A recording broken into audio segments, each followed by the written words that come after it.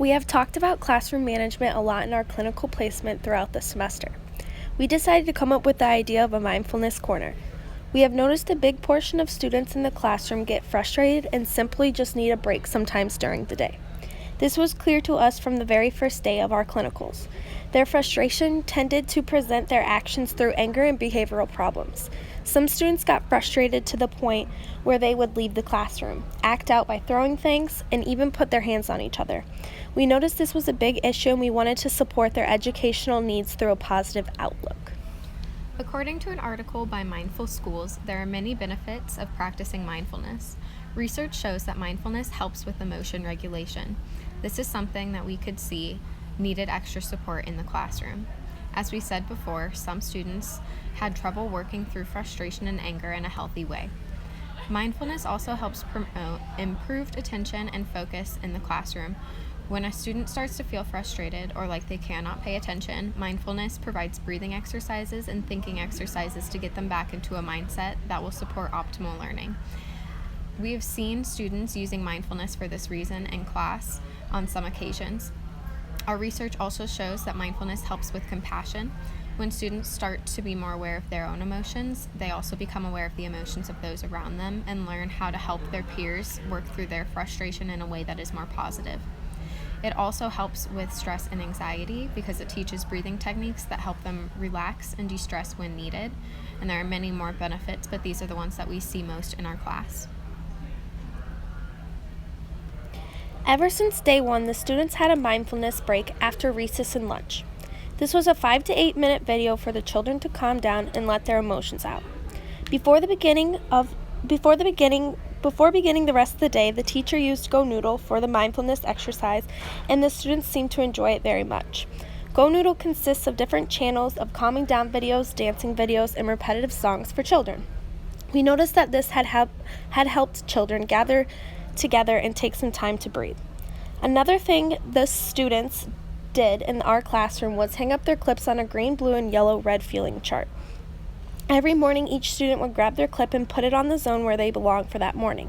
This helped the students recognize what feelings are and that there are many different zones we might be in at different times. This was beneficial to the students as they would see where they started at the beginning of the day, but wasn't as beneficial as at the end of the day when they would forget about it. Since our emotions and moods change throughout the day, they never really grasp the feeling of regulating their emotions.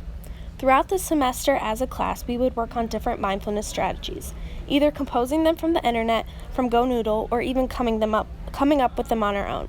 The children enjoyed this as they would have a say in what worked best for them when needing that moment to calm down. When they were asked to resit in the classroom, the students would choose some of these strategies instead of simply just putting their head down for a punishment.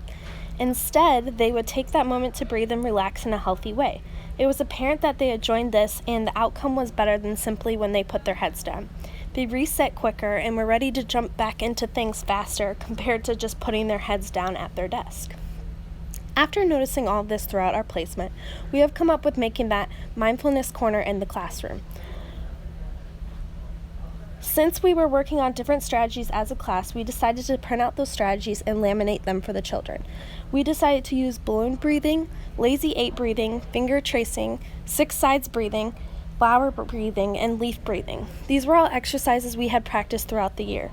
We decided to include small books and texts all relating to mindfulness that the children could use.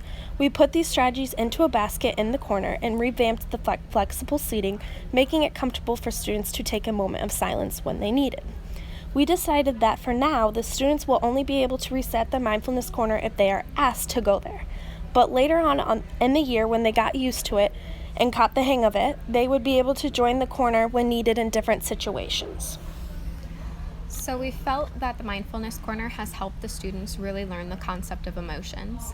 They know that it is okay to not always be happy, but that we need to handle our emotions in a positive and healthy way. We want to always keep a safe environment in the classroom, and by taking a couple of minutes to relax and calm emotions, we can promote positive well-being. We have been able to see that students in our classroom love to talk about their emotions and that they are invested in mindfulness. We believe that this has left a positive impact on students, as this is a way that they can this is something that they can use to deal with it at school and even at home. So students have told us how they practice mindfulness strategies in their home when needed. We have also noticed students viewed resetting as a punishment at the beginning of the year, and now they feel more comfortable resetting by performing the techniques that we practice. This helps promote better mindset for learning and finding their emotions.